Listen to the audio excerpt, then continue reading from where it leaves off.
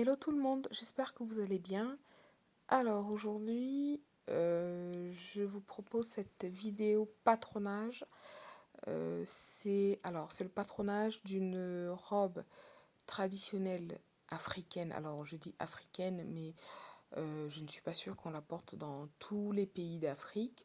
Mais en tout cas, chez moi au Cameroun, on en porte tout le temps. C'est le vêtement par excellence de la femme africaine, quoi. Voilà, il s'appelle le kaba. Alors, chez nous, les femmes le déclinent en plusieurs versions, courtes, longues, plus ou moins évasées, avec des fronces, sans fronces, avec manches, sans manches, enfin bref. Voilà, c'est vraiment quelque chose de très confortable. Donc, j'ai décidé de vous présenter mon patronage de la robe Kaba. Alors, donc, j'utilise du papier craft blanc comme d'habitude. Et pour cela, j'ai tracé deux lignes perpendiculaires. Alors, au bord du papier, hein, au niveau des extrémités, je trace mes deux perpendiculaires. Et je vais commencer par noter ici la mesure équivalente à mon à ma demi-carrure devant. Donc je commence à travailler sur le devant. Donc la demi-carrure devant. On prend la carrure devant, on divise par deux. Pour l'instant, on ne met pas de marge de couture, pas d'aisance. Bon, quand vous prenez les mesures, bien sûr, vous ne prenez pas pile poil, hein, vous mettez 1 cm ou 2 d'aisance, c'est largement suffisant. Ensuite, cette mesure que je vais ici marquer correspond à la distance qui va de ma poitrine jusqu'à mon dos. En fait, alors j'explique, c'est pas très clair, mais en fait, elle part du dessus de la poitrine, donc à peu près 5 cm des saillants, donc du téton, jusqu'à l'omoplate au niveau de mon dos. Le repère que je viens de noter ici correspond à la moitié de cette mesure-là. Ici, je vais venir noter la mesure qui correspond à la hauteur de mon encolure devant. Donc, je ne voulais pas quelque chose de trop épais. Je suis partie sur 10 cm. À partir de ce point, je vais venir noter la mesure qui correspond à ma demi-encolure. Sachant qu'au départ, je voulais une encolure carrée, mais j'ai changé d'avis. Enfin bref, vous me connaissez déjà, je change tout le temps d'avis. Enfin voilà. Bref, je note la demi-encolure et je vais venir relier ces deux points par une droite. Alors j'ai oublié de vous le préciser en début de vidéo. D'habitude, quand je fais un peu de patronage, j'utilise un crayon à mine. Mais là, pour les besoins de la vidéo, pour que mes tracés soient visibles, j'ai été obligée d'utiliser un feutre. Sachant que le feutre, c'est quand même... Enfin, le bout est plutôt épais. Je vous le conseille pas trop parce que 1 mm par-ci par-là, ça peut jouer sur le rendu définitif du vêtement. Donc voilà, c'était une petite parenthèse. Et après, moi, quand je vais couper le patron, je vais essayer de couper le plus près possible de la partie blanche en laissant le feutre à l'extérieur. Bon, bref, trêve de bavardage. Donc là, vous avez vu ce que j'ai fait. J'ai relié les points entre eux. Pour l'instant, on a cette espèce de figure un peu bizarre. Mais bon, on progresse lentement, mais sûrement. Ensuite, je vais venir tracer mes épaules. La mesure que je vais maintenant inscrire sur mon futur patron, ça va être la largeur de mes épaules. C'est-à-dire la largeur du vêtement au niveau des épaules, la largeur que je souhaite en fait. Cette largeur-là dépend évidemment de vos goûts, du rendu final que vous souhaitez et de vos mensurations surtout. Donc voilà, moi j'ai tracé ma largeur souhaitée du moins, et maintenant je vais venir relier les points comme vous allez voir après avoir fait une petite vérification au niveau de mon tracé. Il s'agit ici d'un patron hyper simplifié, tout simplement parce que le vêtement ne se porte pas près du corps, donc on peut ne pas forcément faire attention à 1 ou 2 centimètres près, enfin voilà, on n'est pas hyper rigoureux concernant les mesures, l'exactitude des mesures au millimètre près. Alors là, je me suis rendu compte que ma droite n'était pas tout à fait perpendiculaire, donc j'ai dû modifier un petit peu, mais sinon, si vous avez bien suivi le cheminement, tout va bien normalement. Tout est bon. Alors, je rectifie ici mon tracé. Avant de continuer mon patron, je précise qu'ici, on travaille sur la partie devant de l'encolure. Puisque j'ai modifié l'angle précédemment, je vais juste venir reporter le petit décalage que j'avais au niveau des épaules. Et après, je viens tracer ici, toujours perpendiculairement. Et voilà ce que ça nous donne. Et on n'a pas tout à fait terminé. Maintenant, je vais juste venir adoucir en fait cet angle en fait, parce que je ne veux pas d'encolure carrée. Vous pouvez très bien laisser comme ça. L'encolure carrée, c'est chouette également. Mais moi, pour mon premier modèle, je ne voulais pas d'encolure carrée. Voilà, une fois que c'est fait, je marque ma pièce, histoire de ne pas me tromper. Bon, il y a peu de chance, mais bon, je préfère quand même marquer. Et je vais venir ici tracer le droit fil, sachant que là, il s'agit du devant. Donc, cette pièce va se couper au niveau du pli. Donc, je marque et je note le nombre de pièces qu'il me faut pour faire mon vêtement. Il s'agit ici, bien évidemment, du tissu principal. Au niveau des extrémités, je voudrais également quelque chose d'arrondi et de plus doux, en fait. Donc, je me sers de mon perroquet et je viens tracer cet arrondi-là. Cette étape est bien évidemment facultative.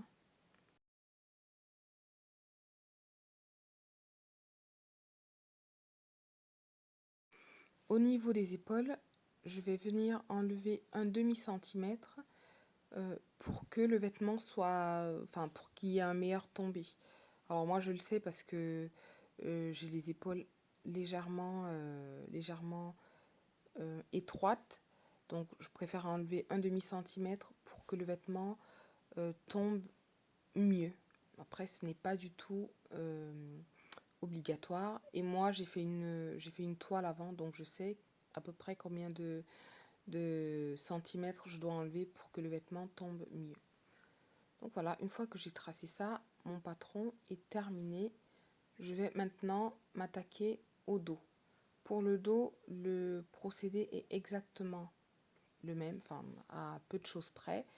L'une des différences, enfin si ce n'est la seule d'ailleurs, la hauteur de la parmenture est plus importante au niveau du dos. C'est tout. Ce sera plus explicite lorsque j'aurai fini le tracé. Vous verrez que au niveau du dos, la hauteur est vraiment, est un peu plus importante qu'à l'avant. Donc je poursuis mon tracé avec la même profondeur d'encolure au niveau du dos. En principe, lorsqu'on trace un patron comme je le fais là,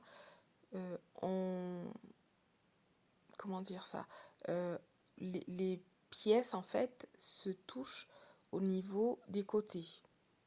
C'est-à-dire que j'aurais dû tracer mon dos et mon devant côte à côte. Mais moi j'ai choisi de faire ça comme ça par par symétrie, enfin c'était plus facile pour moi, j'ai pas voulu me prendre la tête. Donc j'espère que vous ne m'en voudrez pas et que vous ne m'en tiendrez pas rigueur. Bon, l'essentiel c'est de parvenir à un résultat satisfaisant.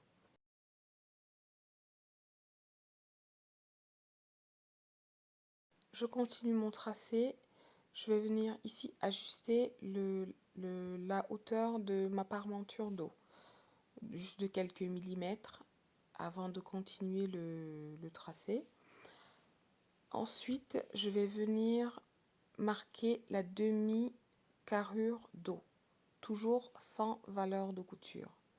Donc demi-carrure d'eau, je viens noter le point, enfin du moins la mesure qui correspond. Et ça va se passer comme pour le devant, je vais relier tous les points entre eux. Je vais tracer mes angles bien droits à l'aide de ma règle japonaise et je vais arrondir les angles à l'aide de mon perroquet.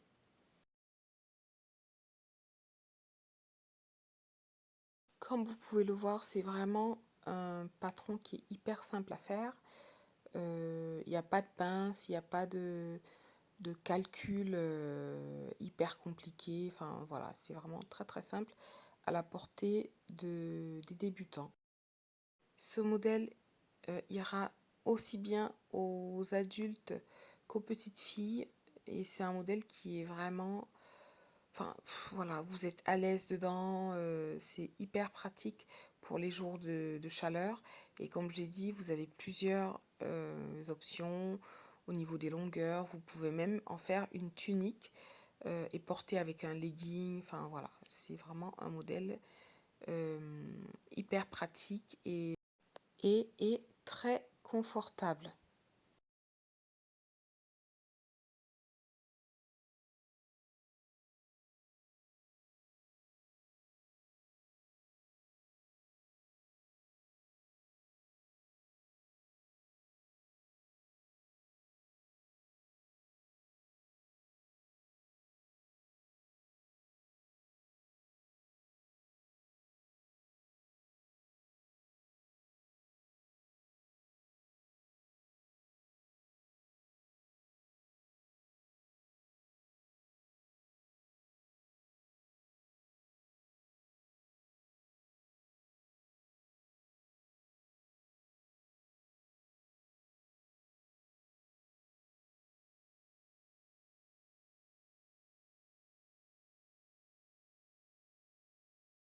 Mon tracé est presque terminé.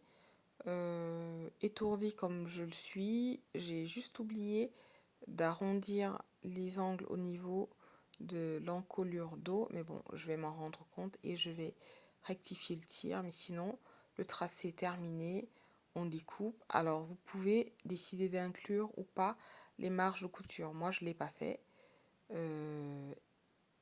Et vous pouvez très bien le faire, vous pouvez ne pas le faire, enfin bref.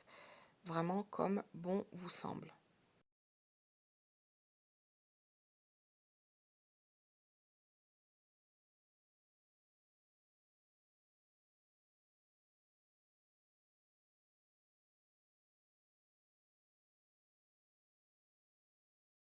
Maintenant que tout est ok, je peux tranquillement découper mon patron et ah non, pas le mettre de côté parce que j'en aurai besoin pour faire le reste du patron parce que la robe en fait se compose de deux parties, donc la partie haute et la partie basse. Donc la partie basse qui va être froncée, donc l'encolure et le reste de la robe.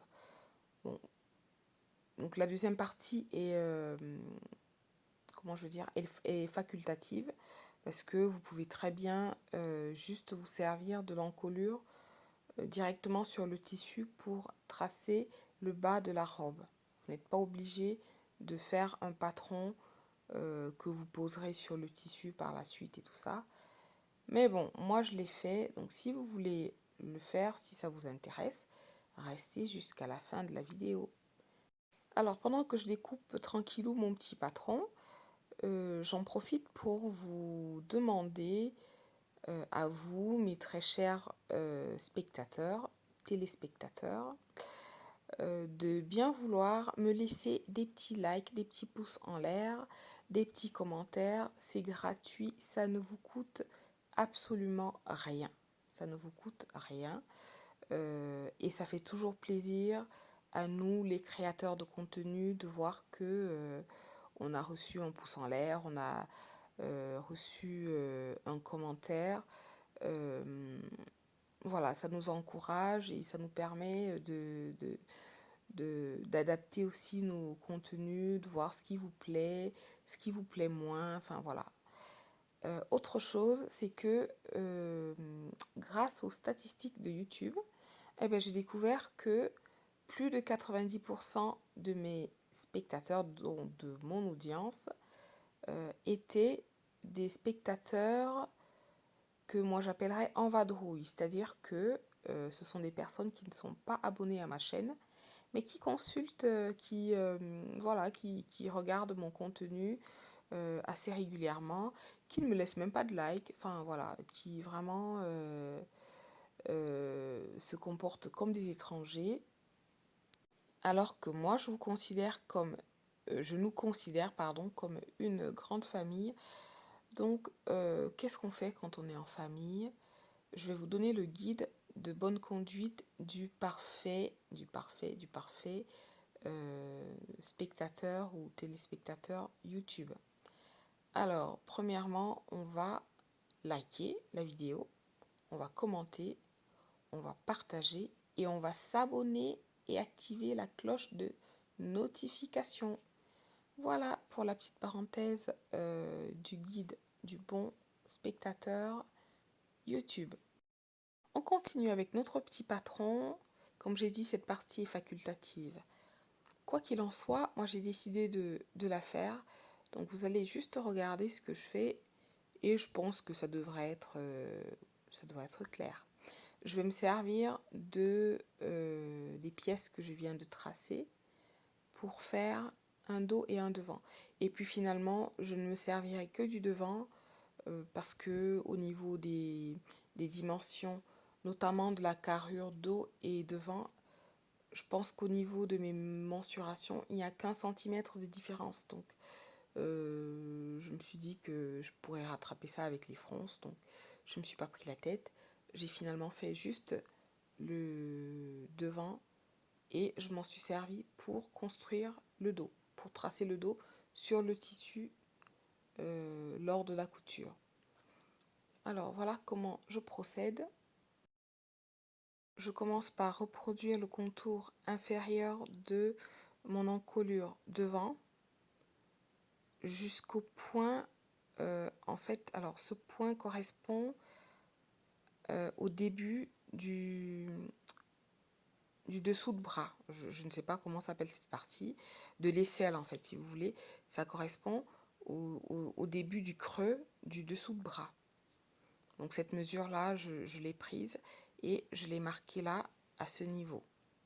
Donc une fois que j'ai marqué cette mesure-là, à l'aide de ma règle japonaise, je vais venir marquer la mesure qui correspond à la moitié de ma largeur sous bras, qui ici est de 6 cm.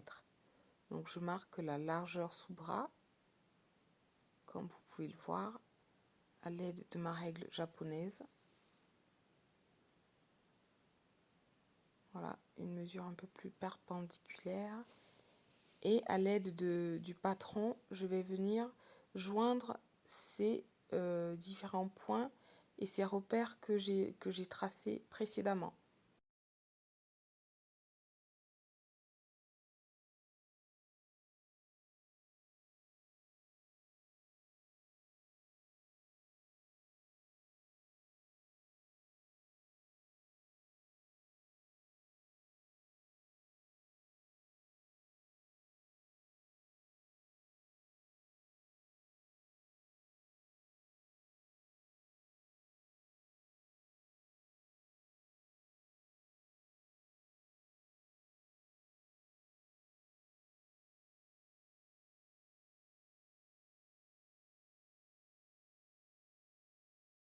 Et pour le tracé du dos, je fais exactement pareil en me servant de l'encolure dos.